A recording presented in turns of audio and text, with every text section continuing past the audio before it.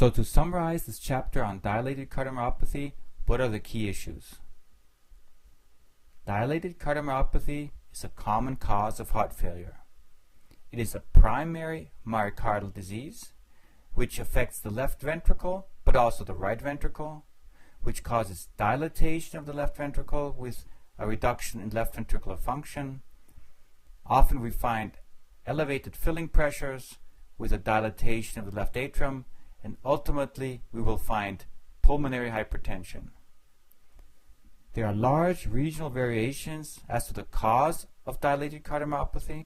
Causes include genetic factors, inflammation, specifically viral infection, immunologic factors, which can be associated with viral infection but also with other factors, toxic agents such as drugs and alcohol, and in a large number of patients you will not find a cause unless you perform an extensive workup which includes biopsy.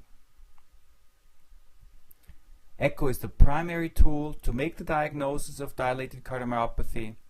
It allows us to assess the severity of the disease, find possible causes, estimate the prognosis, find complications such as thromboembolism, and give us clues as to how to treat the patient. Assessment should include left and right ventricular function. Remember, specifically right ventricular function correlates well with symptoms and also with prognosis. Diastolic function to look at left ventricular filling pressures.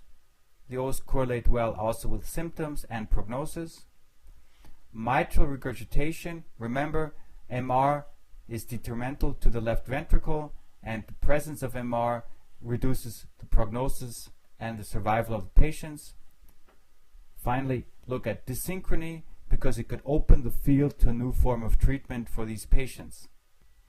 Be aware of specific forms of cardiomyopathy, for example, ischemic cardiomyopathy, which looks very similar to dilated cardiomyopathy in the end stages of the disease, but which is not a primary myocardial disease.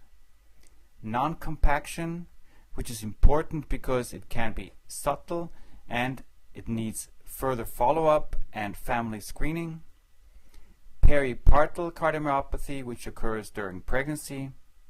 Chagas disease, which is very common and frequent in South America, and which causes aneurysms and regional and global dysfunction.